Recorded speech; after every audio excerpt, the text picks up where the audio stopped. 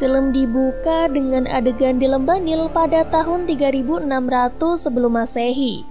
Seorang tetua bernama Ensebenyor tengah menggelar ritual yang disaksikan oleh jemaatnya. Di dalam piramida yang terhubung dengan teknologi canggih, Ensebenyor dikelilingi oleh The Four Horsemen. Untuk kelestarian hidupnya, Ensebenyor berniat mengekalkan tubuhnya dalam wujud mutan. Yang tanpa diduga hal ini justru membuat pengikutnya merasa kurang respect. Di luar piramida, pemimpin konspirasi memberi isyarat bahwa pengkhianatan atas Ensebenyor akan segera dimulai. Mereka sengaja menghancurkan piramida untuk membunuh Ensebenyor dan keempat horsemen-nya.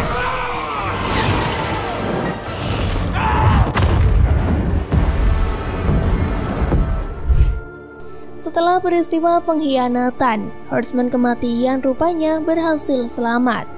Dia kemudian membentuk perisai pelindung atas penerusnya, lalu mengaktifkan pintu jebakan di bawah para jemaah sebelum semua orang binasa tertimpa reruntuhan piramida. Adegan berganti. Selama presentasi kelas, Scott Summer menyadari ada yang aneh dengan matanya. Dia pergi ke kamar mandi dan melihat mata merahnya yang bersinar di cermin. Ketika dihadapkan dengan siswa nakal bernama Sam, Scott mengarahkan pandangannya pada Sam dan melepaskan ledakan energi yang kuat, yang mana mampu menjatuhkannya melintasi ruang ke dinding yang berlawanan dan menghancurkan langit-langit. Singkat cerita, setelah kemampuan supernya diketahui oleh anggota keluarganya, dan berkat usulan dari sang kakak, Alex Summer alias Savage, kedua orang tuanya akhirnya setuju untuk membawa Scott ke sekolah milik Xavier. Mereka pun disambut dengan baik oleh Xavier dan Beast.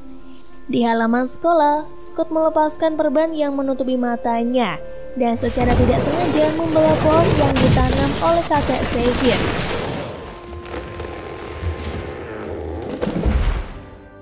Namun Xavier tidak marah. Dia justru langsung mengonfirmasi Scott sebagai salah satu bagian dari muridnya. Di sisi lain, Moira MacTaggert tengah menyelidiki sekte mutan. Dia membuntuti seorang pria yang mencurigakan menuju belakang pasar. Di halaman belakang, dia menemukan pintu masuk ke ruang bawah tanah yang tersembunyi, yang mana terdapat sebuah ruangan dengan prasasti kuno. Moira mendengar para jemaat membacakan mantra nyanyian Mesir kuno di atas tempat peristirahatan terakhir Ensebenyor. Selama ritual, sinar matahari memasuki terowongan, menerangi bagian atas piramida, dan menghidupkan kembali Ensebenyor.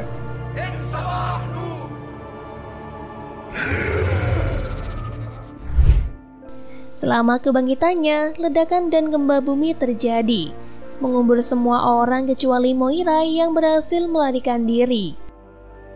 Efek dari getaran gempa terasa sampai ke Akademi Mutan Xavier.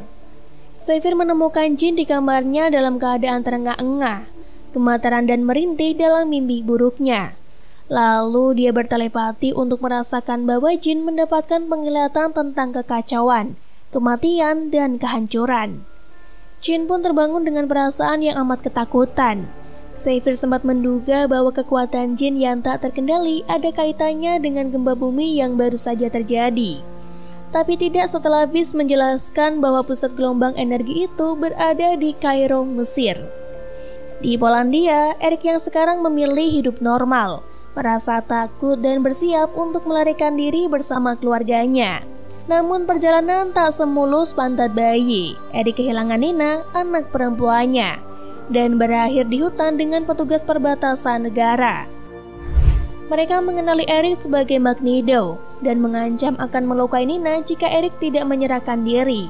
Alhasil, Eric pun menyerah demi keselamatan keluarganya. Nina dikembalikan kembali pada ibunya, Megda.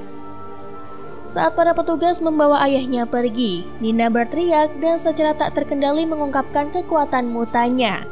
Burung-burung terbang berkumpul lalu memekik dan menyerang petugas. Selama perkelahian, seorang pemanah polisi Polandia secara tidak sengaja membunuh Nina dan Megda.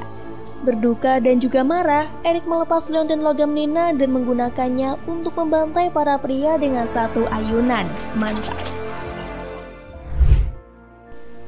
Adegan berganti di Kairo pada tahun 1983.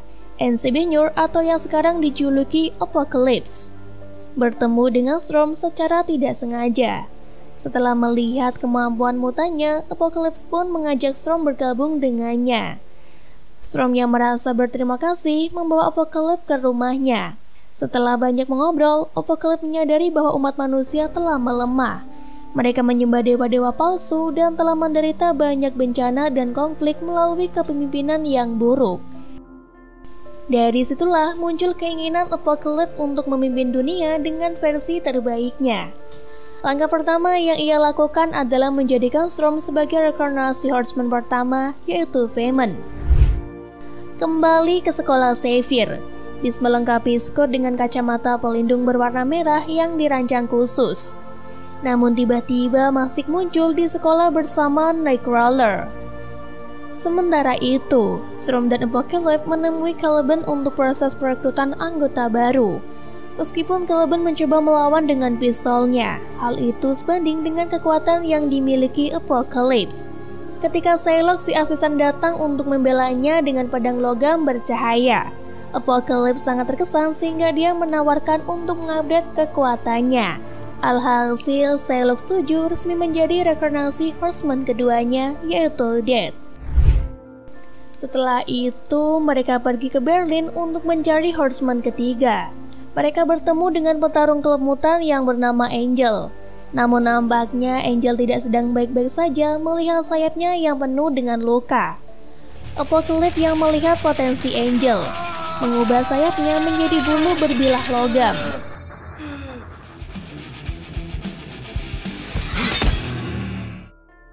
Yang kemudian Angel berganti nama menjadi Archangel sekaligus menjadi Horseman ketiganya, yaitu Pestilence. Sementara itu, di tempat kerjanya, Eric alias Magneto yang masih diselimuti dendam atas kematian keluarganya berniat untuk membunuh rekan kerjanya yang diduga sebagai pelapor atas insidennya tempo hari. Namun aksinya dihentikan oleh munculnya Apocalypse, Storm, Psylocke, dan Angel. Dan berkat bujukan dan iming-iming dari Apocalypse, akhirnya Magneto bersedia bergabung, yang mana dia akan menjadi Horseman keempat, yaitu War. Setelah keempat Horseman-nya lengkap, Apocalypse mencoba berbicara dengan Xavier yang kebetulan sedang bertelepati dengan Magneto menggunakan Cerebro.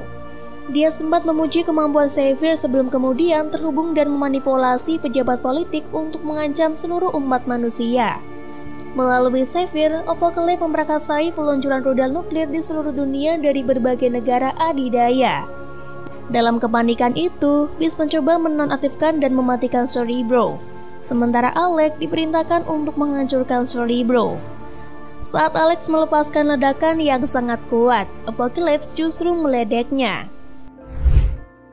Saat kubah Cerebro sedang dievakuasi, Apocalypse dan keempat Horseman tiba-tiba muncul di hadapan mereka. Ketika Magneto menarik kursi roda Carlos ke arahnya untuk menculiknya, Alex melangkah maju untuk menyelamatkannya.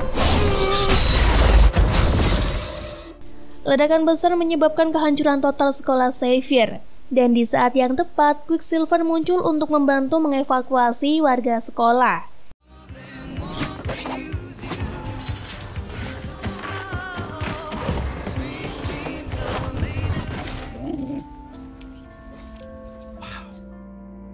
Pada saat yang sama, William Stryker muncul dengan helikopternya untuk membawa para mutan yang ia butuhkan. Jean mencoba menggunakan kekuatan pikirannya untuk menghindari deteksi dan menyelamatkan Scott dan Nightcrawler dari penangkapan penjaga. Namun setelah pintu helikopter ditutup, upaya Nightcrawler untuk mengeluarkan semua orang gagal karena medan listrik yang diaktifkan. Helikopter itu diterbangkan ke fasilitas senjata X-Striker di daerah pegunungan di Kanada untuk memenjarakan mutan di sel yang aman sebelum diinterogasi dan dilakukan eksperimen. Sambil menunggu nasib mereka, Quicksilver mengaku kepada Mastic bahwa Magneto adalah ayahnya. Sementara itu, Apocalypse membawa Xavier dan keempat Horseman-nya ke Kairo. Dia memaksa Xavier untuk mengirim pesan ke setiap pikiran manusia yang hidup di bumi bahwa kiamat akan datang. Tanpa bisa menolak, Xavier mencoba sebisanya sembari mengirimkan pesan telepati pada Jean mengenai lokasinya saat ini. Di fasilitas senjata X-Striker, Jin menemukan fakta senjata X yang dimaksud adalah Wolverine. Wolverine yang sudah terlatih mengamuk saat penjaga berusaha menahannya kembali. Jin turun tangan untuk menghentikan Wolverine dengan memasuki pikirannya untuk melepaskan alat pencuci otak di kepalanya sebelum makhluk itu melarikan diri ke hutan bersalju. Segera setelah itu, Jin bergabung dengan Scott untuk membebaskan temannya yang lain dan menyusul Xavier ke Kairo. Di Kairo, Apocalypse menghancurkan banyak bangunan untuk merekonstruksi piramida kunonya di pusat kota metropolis. Dia juga memberi Magneto helmnya dan memerintahkannya menggunakan kekuatan mutannya untuk memanipulasi elemen magnet bumi. Di tengah piramida, Apocalypse berencana untuk memindahkan dirinya pada Xavier melalui dunia astral. Dia ingin menggunakan kekuatan Xavier untuk memperbudak dan mengendalikan setiap pikiran di dunia. Di sisi lain, para mutan atau bisa kita sebut dengan X-Men setelah menyusun rencana. Nightcrawler berteleportasi ke piramida untuk menyelamatkan Xavier. Sementara Mystique dan Quicksilver berhadapan langsung dengan Magneto. Di luar piramida, Angel, Storm, dan Psylocke bertempur melawan X-Men saat proses pemindahan berlangsung. Nightcrawler memindahkan dirinya ke piramida untuk kemudian melawan Angel. Sementara Mystique dan Quicksilver membujuk Magneto agar berubah pikiran dan berpihak kepada mereka. Di inti piramida, Xavier tegang dan menolak Apocalypse dengan pikirannya selama pemindahan. Dia harus rela kehilangan rambutnya selama proses yang sangat menyakitkan. Dan di waktu yang sudah semakin mepet, Nightcrawler akhirnya berhasil mencapai Carlos dan memindahkan tubuhnya ke dalam jet. Dia juga menyelamatkan Jin, Scott, dan Beast yang masih bergelut dengan musuhnya di luar piramida. Saat Beast dan Moira mengemudikan jet untuk melarikan diri, Psylocke dan Angel menyerang jet dari udara dan menerobos cangkangnya. Jet itu jatuh ke tanah, tetapi Nightcrawler telah membawa semua orang ke tempat yang aman. Meskipun Angel terbunuh, Psylocke melompat dan berhasil menyelamatkan diri. Di sisi lain, Mystique secara persuasif mendesak Magneto untuk membalikan niatnya untuk menyerang Apocalypse. Sayangnya Apocalypse dan Xavier masih terhubung secara mental, membuat Profesor Botak itu mati-matian mempertahankan alam bawah sadarnya. Quicksilver mampu memanfaatkan kecepatan supernya untuk meninju Apocalypse dari berbagai sudut secara brutal. Tetapi langkahnya terpatahkan karena kakinya masuk jebakan Storm. Namun tanpa diduga, Psylocke muncul dan menebas tenggorokan Apocalypse menggunakan katana keramatnya.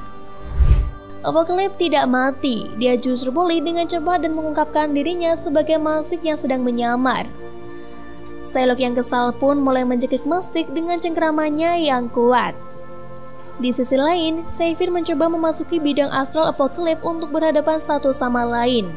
Meskipun Xavier awalnya menang, Apocalypse dapat membalikan keadaan.